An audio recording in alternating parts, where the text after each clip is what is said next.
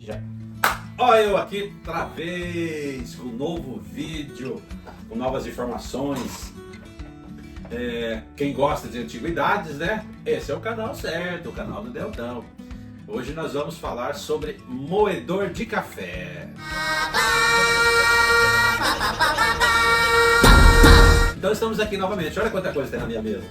Então eu vim trazer algumas informações legais para nós sabermos sobre o ouro. Aqui tá preto, né? Ó.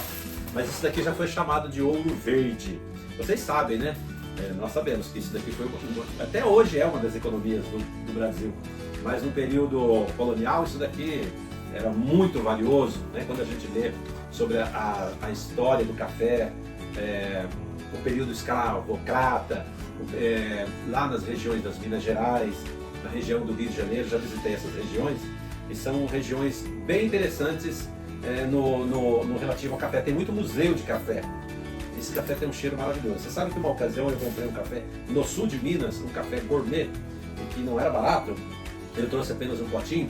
Então nós fizemos esse café e eu estava numa distância de aproximadamente uns 30 metros ou mais, e eu senti aquele aroma maravilhoso do café.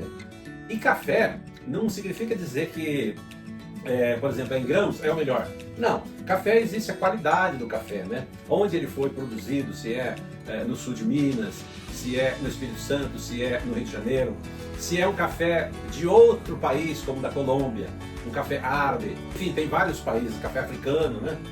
E qual é o modo de armazenamento, qual é o período, o tempo de torrefação. Então tem todas essas informações. Aqui eu trouxe alguns moedores para vocês saber como que funcionava. Esse daqui é um moedor da marca Progresso. Progresso foi esse daqui e esse daqui também, ó. Os dois são Progresso e os dois são do mesmo tamanho, tá? Então se colocava o café aqui dentro, tá?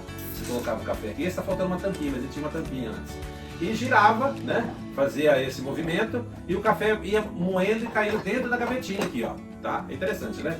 Esse moedor Progresso, ele é nacional brasileiro, ele é carioca, ele é da Gema mesmo. Ele é lá do Rio de Janeiro. Ele foi uma fundição que começou ainda no período do Dom Pedro II, período imperial, que começou essa fábrica. Os Almeidas começaram essa fábrica, eles fabricavam fogões, fabricavam cofres e os moedores de café. Essa indústria, ela está até hoje, o prédio, se um dia você tiver o prazer de visitar o Rio de Janeiro, ela está na Lapa. Quando você procura Fundição Progresso pelo YouTube, pelo Google, né? Você vai encontrar muita informação de um prédio que foi tombado pelo patrimônio cultural e hoje é uma casa de espetáculos. Eles então não demoliram esse prédio, porque a Fundição Progresso, ela permaneceu quase 100 anos produzindo esse tipo de material, entre outros, né? E depois ela foi desativada e entrou em decadência. E o prédio, hoje, ele consegue quase 5.000 espectadores. Ali tem circo, tem musical, tem dança, tem cinema, tem uma variedade de eventos de lazer e cultura lá na cidade do Rio de Janeiro. Eu já tive o privilégio de ir nos Arcos da Lapa, a região boêmia, ela fica ali naquela região.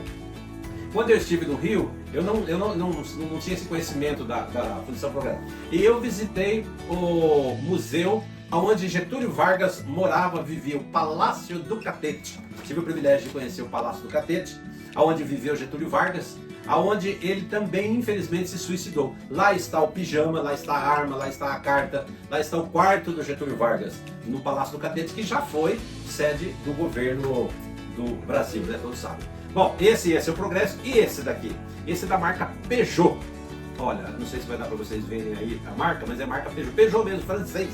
A marca Peugeot francês, ela se destacou desde 1830 mais ou menos, quando eles tinham um moinho, um trigo, e dali eles foram produzindo outros apetrechos assim, de uso normal, né? De uso normal que eu digo, utensílios domésticos, né? A Peugeot, Arnold Peugeot foi o fundador. Depois ele começou, já 50 anos depois, a construir bicicletas e motocicletas. Inclusive eu nunca vi uma motocicleta aqui no Brasil, mas já vi várias bicicletas. Ela é similar àquela Caloi 10, vocês conhecem a Caloi 10, né? Então ela é igualzinha. E essa é a Peugeot. Muito bem. Depois eles começaram a produzir carros. E aqui no Brasil, o Peugeot não é assim grande relevância, né? Mas ele já foi líder mundial de vendas e ganhou vários prêmios de corridas, entre, por exemplo, Paris-Dakar, entre outras, né? As Le Mans. E o primeiro veículo da marca Peugeot, quem trouxe para o Brasil foi o Albert Santos Dumont. Albert Santos Dumont, todos sabem que é o pai da aviação. Eu estive lá em Petrópolis, na região serrana do Rio de Janeiro, e eu não sabia que lá tem um museu um dia, se você puder conhecer, o Santos Dumont. Quando eu visitei lá no Rio de Janeiro, no São João Batista, o cemitério, tem um mausoléu e ali está enterrado o Santos Dumont. Eu trouxe aqui para vocês também um modelinho mini, né? Modelo de moedor, já nacional não, perdão, é chinês. É só para vocês terem uma ideia, né? Como que ele funciona. Ó, aqui é uma forma dele moer o café. Não fica tão bom quanto, talvez tenha que fazer bastante esse processo, né? Ele trava um pouquinho também, que é bem fraquinho isso daqui. Mas eu trouxe também uma pedra. O que tem essa pedra a ver? Bom, no tempo no tempo já de Jesus, antes de Jesus, eles usavam esse tipo de pedra, só que era uma pedra gigante, uma pedra assim enorme, e ela tem esse buraco, porque ela tinha um eixo, né? E ela ficava rodando em volta assim, ó, em cima de uma outra pedra, tá? E ali eles colocavam os grãos, e ele ia moendo os grãos de milho, grão de cevada, grão de possivelmente café, né? Ele é antigo já. Então os romanos, os egípcios, os chineses, todos eles usavam esse processo. E quem é que rodava essa pedra?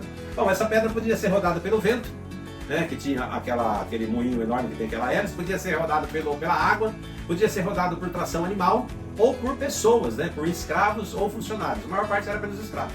Então era uma pedra gigante que fazia esse movimento o tempo todo, e assim eles iam fazendo a moagem, tá? Dos produtos, né? Dos cereais de modo geral, né?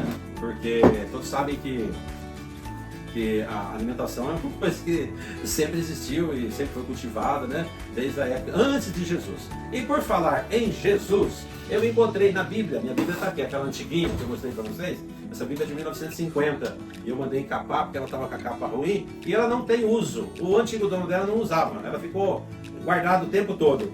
É uma Bíblia que escreve farmácia com PH, legal, né? Ainda do português antigo.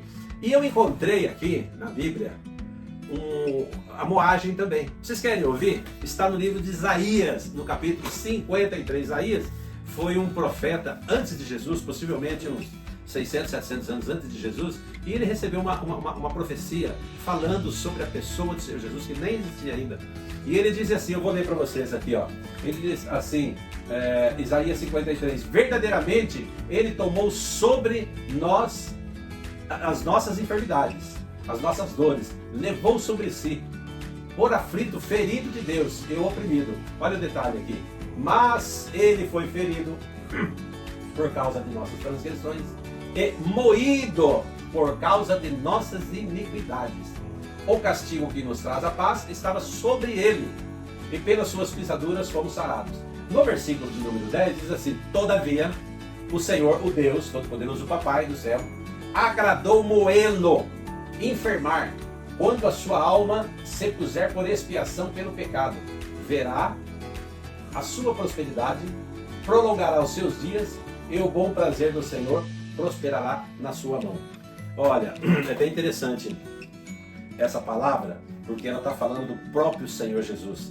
Que Deus, o Pai, ele se alegrou, ele permitiu que Jesus fosse moído, humilhado, açoitado, cuspido, para que ele recebesse no seu próprio corpo o nosso pecado, a nossa separação, porque o pecado faz separação entre nós e Deus. Não faz? Muitas vezes nós estamos enfermos. E sabe o que aconteceu com o Senhor Jesus naquele dia? Ele sentiu tanta angústia, tanto desprezo, tanta humilhação, que ele disse, Senhor, Pai, se possível, passa de mim esse cálice. E Deus preferiu não passar, porque ele tinha que receber o nosso pecado. Por isso eu digo para vocês, não perca a chance, não perca a oportunidade, porque somente através de Jesus, do Filho de Deus, nós nos encontraremos com o Pai. Não tem outra alternativa. Ele é o único mediador, o único ser, o único que recebeu na sua própria pele a humilhação de ser moído a ponto de morrer, humilhado numa cruz, para que nós tivéssemos a oportunidade. Ele foi a figura máxima de sacrifício diante de Deus. E assim criou-se um novo testamento, uma nova época entre nós e Deus. Hoje nós não precisamos mais de outros para nós termos acesso. Então não despreze tamanha salvação. Essa é a oportunidade é agora. Está dado o meu recado, espero que vocês tenham gostado do vídeo, dos antigos, da palavra de Deus e ter ouvido um pouquinho do que está escrito na Santa Escritura. Beleza, meus queridos? Um grande abraço, até o próximo vídeo, se Deus quiser.